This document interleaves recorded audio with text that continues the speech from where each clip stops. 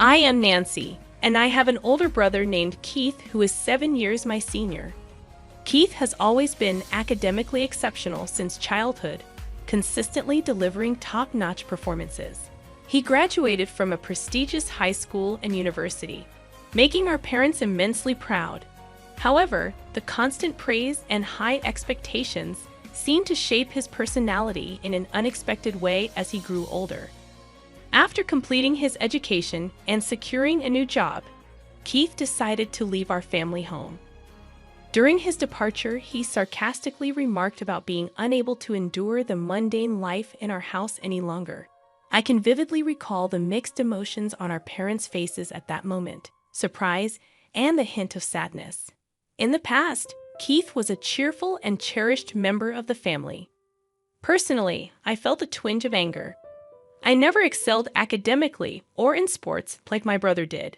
My high school wasn't super prestigious, but I valued the warmth and love within our family. Both Keith and I owe our lives to our parents' support. It saddened me that he seemed to overlook the importance of our family bonds. As a child, Keith was my hero, handling everything perfectly and caring for me. However, as I approached graduation from high school, he began questioning the need for higher education and dismissed my pursuits. When confronted by our parents, he blamed them for his changed attitude. Despite the challenges, I persevered, entering a national university and securing a job at my dream company. My parents' encouragement helped shape me into a kind-hearted person. However, my brother's life took a different turn. He was already married, and neither my parents nor I had met his wife. One day during work hours, I received an unexpected call from my mother. Worried about the unusual call, I stepped outside to answer discreetly. My mother's voice, softer than usual, revealed that my father had suddenly fallen ill. Distressed by the news, I immediately informed my supervisor, rushed to the hospital, and hoped for the best. Entering the waiting room, I was met with my mother in tears, desperately seeking comfort. Anxious, I asked, "What happened, Mom?" I anxiously sat beside my mother, struggling to comprehend how my father, who seemed perfectly fine that morning, had suddenly ended up in this condition. My words tumbled out one after another as I asked the question that refused to settle in my mind. After a brief pause, my mother quietly uttered, "Your father has been diagnosed with cancer." Time seemed to freeze as the weight of her words sank in. The surprise and anxiety within me spilled out in my voice. My mother took a deep breath and, with a tone heavy with sadness, continued, "It's stage 4. The cancer has spread to the bile duct, and they said it's hard to remove it all." Her tears flowed uncontrollably, and I struggled to find words as I listened to this devastating news. Seeking a glimmer of hope, I inquired about the next steps in treatment. My mother nodded somberly, and after a short pause, the attending physician arrived to explain the detailed condition and treatment options. The grim reality hit us as we learned that the illness had progressed more than expected, with confirmed metastasis to other parts. The doctor conveyed the significant risks of surgery and the uncertainty of success. My mother and I, holding hands, tried to come to terms with this harsh reality. The doctor's matter-of-fact words emphasized the gravity of the situation. We were faced with crucial choices: continuing with chemotherapy or opting for support in a palliative care ward. The heavy silence in the waiting room was broken only by the ticking of the clock's second hand. As tears quietly streamed down my mother's face, I pondered how to approach the situation. Despite the challenging circumstances, necessary discussions needed to take place. Realizing the importance of including my brother Keith, I suggested contacting him immediately to make a decision together. With a forced smile, my mother admitted that she had already informed Keith, but he hadn't responded. Recalling my brother's nature and past events, I had a premonition of his potential reaction. Keith tended to get upset when seeking help, avoiding tough decisions. Determined to involve the entire family in this critical decision, I persisted in calling him. After more than 10 attempts, I finally heard my brother's slightly irritated voice. "Why do you keep calling me?" he snapped. Urgently and anxiously, I explained Dad's condition, questioning why he hadn't come to the hospital despite being informed. His response lacked empathy or understanding, shaking me to the core. Unmoved by the gravity of the situation, he dismissed it as unnecessary concern, stating, "There's no point in discussing further. I'm hanging up." Stunned, I was left reeling from the exchange. I found myself in a state of bewilderment, unable to conceal my astonishment at my brother's indifference. I was aware of his lack of a sense of family bond and gratitude, but the extent of his detachment was beyond what I had anticipated. When I returned to my mother, a look of concern was evident on her face. In response to her inquiry about what happened, I explained that it seemed he was quite busy, avoiding the details. My mother sighed deeply, murmuring that it would have been comforting if Keith was here.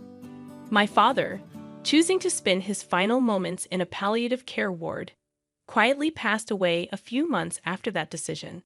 I conveyed this somber news to my brother over the phone and provided details of the wake and funeral. However, his response was cold, stating he was too busy with work to attend, urging us to proceed without him. True to his word, he didn't appear at our father's wake or funeral. Even my mother seemed shocked by this fact, likely never imagining her son wouldn't show up for his father's funeral. Both family and acquaintances expressed surprise and disappointment at his absence. After the funeral, in a moment of quiet reflection amongst the family, my mother sighed deeply, muttering to herself that he really didn't come. I took her hand and reassured her, saying firmly, "Mom, let's not worry about him anymore. We have to let him walk his path. For now, let's cherish our memories of Dad." My mother tightly squeezed my hand in response, smiling and saying, "Thank you." Unexpectedly, the next day, my older brother appeared at the apartment where we live. His usual expression was replaced with an urgent restlessness. Without any greeting, he demanded to know, "Where is the inheritance father left behind?" Shocked by his demand, I emotionally retorted, expressing disbelief at someone who didn't even attend the funeral now making such inquiries. Visibly irritated, my brother snapped at me, saying, "The kid should stay quiet," creating a tense atmosphere. Attempting to calm the situation, my mother explained that, apart from the apartment, our father didn't leave much behind. She presented my father's passbook on the table, flipping through it to reveal that all the savings were transferred to a different account. My brother, taken aback, asked in surprise, "What is this all about?" Gently, my mother replied, "Your father instructed to move all the money to my account earlier. Also, this apartment's name has been changed, and now it's in my name." Left speechless, my brother clicked his tongue in frustration and left. Watching his departing figure, we were once again filled with admiration and gratitude for our father's foresight and his plan to protect the family. A few months later, my mother unexpectedly fell and was rushed to the hospital. The family was filled with shock and concern upon learning that she had pneumonia in a more advanced stage than initially thought. Despite feeling relieved when she was diagnosed with a minor cold at a small clinic, detailed examinations at a major hospital revealed a much more severe condition with only about 3 months to live. Hearing this news left me at a loss for words. I found it hard to believe, especially considering how healthy she appeared. Tragically, just a few days after the 3-month mark, my mother quietly passed away. The absence left behind an indescribable stillness and sorrow. Filled with guilt and grief, I questioned why I hadn't noticed sooner or taken her to a larger hospital immediately. Even after learning about my mother's pain, my brother showed no signs of coming to our house. My aunt, my mother's sister, and I handled the arrangements for the wake and the funeral. Understandably, it was a significant shock for my aunt that my brother didn't appear at our mother's last rites, just as he hadn't for our father's. Although my aunt was extremely outraged, I felt that expecting anything or saying anything to my brother was meaningless, recalling his past actions. However, a few days after the funeral, as my aunt and I were sorting out the heirlooms, my brother appeared again, accompanied by his wife, whom we were meeting for the first time. "Where's Mom's inheritance? She must have left something, right?" My brother brought up this question from the beginning. I was both shocked and dumbfounded. My aunt, equally stunned, stared at him in disbelief. The most astonishing thing was that beside my brother stood his wife, my new sister-in-law, whom neither met our eyes nor greeted us, just standing silently next to my brother. Even more shocking was that my brother did not even visit our mother's grave. "Brother, please at least pay your respects to our parents. At the very least, visit Mom's grave," I said calmly, with a sneering laugh. My brother responded, "Does that even mean anything?" He quickly followed with, "By the way, how much of Mom's inheritance is left?" At that moment, May's expression changed drastically. In a voice filled with anger, contrasting with her usual warmth, she sternly admonished Keith, "How can you think of such things at a time like this? Nancy is managing the funeral on behalf of both of you, putting in all her effort. Shouldn't you act with a bit of gratitude, thinking of your parents?" Ignoring our aunt's anger, my brother responded dismissively, "Auntie, it's none of your business. Don't interfere." With these demands from my brother and sister-in-law, the atmosphere in the room became cold and tense. Behind my brother, my smiling sister-in-law said, "Of course, I remember your name, Nancy. Do you plan to keep all of your mother's inheritance for yourself?" "Sorry, but we can't allow that. This apartment is so lovely. I think it's perfect for us." I never imagined that my brother and his wife would say such things. "Why should I have to leave for the sake of both of you?" I asked, my voice quivering. While twirling her finger, my sister-in-law continued, "This apartment has just been renovated, and its location is amazing. It's close to the station, and there are plenty of shops, so we'll be living here." At the peak of my anger, I confronted my big brother, asking, "All you care about is the inheritance. What are you thinking?" Unable to hold back, I raised my voice, turning away. My brother let out a heavy sigh. "Such vulgar behavior. Do you think raising your voice solves everything? We'll be back here in 3 days. Have everything ready to move out by then." With those words, their intentions became crystal clear. A mix of my anger and sadness bubbled up, and I couldn't stop my tears from flowing. But this wasn't just a one-time event. I had to think about what to do next. Determined, I wiped my tears, and my aunt gently tapped my shoulder, handing me a letter. The delicate handwriting of my mother adorned the envelope's surface. "What's this, Auntie?" I cautiously opened the envelope, my aunt explaining, "Your mother entrusted this to me for a just-in-case scenario. She told me to give it to you at the right moment." Tears formed in her eyes as I unfolded the paper inside. My mother's beautiful handwriting filled the page. "To my precious Nancy, if you are reading this letter, it means I'm no longer in this world. I'm truly sorry for our parting," it began. A warmth filled the back of my eyes, tears beginning to flow. The letter continued, "You might have Keith visit the house concerning the inheritance, but don't worry, everything that your father handed down to me is now yours." I was at a loss for words, unaware that my mother had thought this far ahead and prepared everything in advance. The letter expressed her apologies for leaving me alone suddenly, but mentioned she was at peace, having witnessed how much I had grown into a wonderful person.